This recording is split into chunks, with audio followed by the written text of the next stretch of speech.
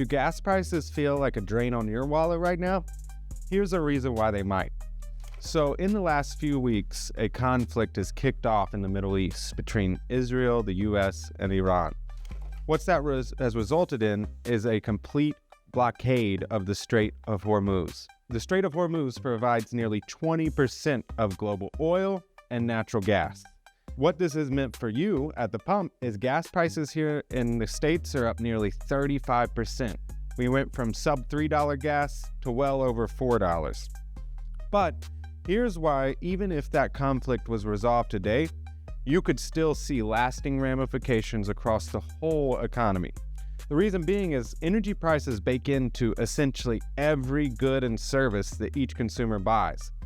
What I mean by that is you think about fertilizer, transportation of goods and services, everything is tied to the oil and gas industry. What we've seen in result already is inflation forecasts for this year go from as low as 2.3% all the way up to 4.2%. That's a real issue. And the reason we say that is essentially interest rates are elevated. Inflation is the ugly stepsister we can't get out of the room.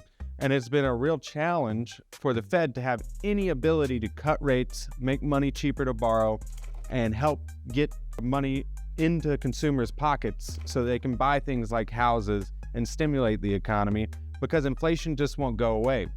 This oil shock, the supply shock, is going to be even more additive to the inflation problem. When we see food costs and household budgets hit hard, a short-term inflation shock the U.S. consumer can certainly weather. But the longer this conflict stays in place and the bigger the inflation shock, you then start to see consumers cut back. Demand falls, economy cools.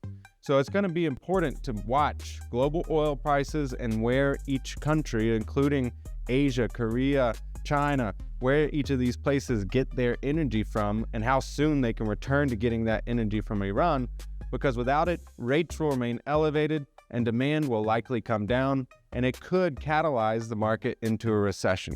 So it's our job as financial planners to ensure our clients' plans are built to weather storms like this. But if you have questions about what's going on, feel free to drop them in the comments.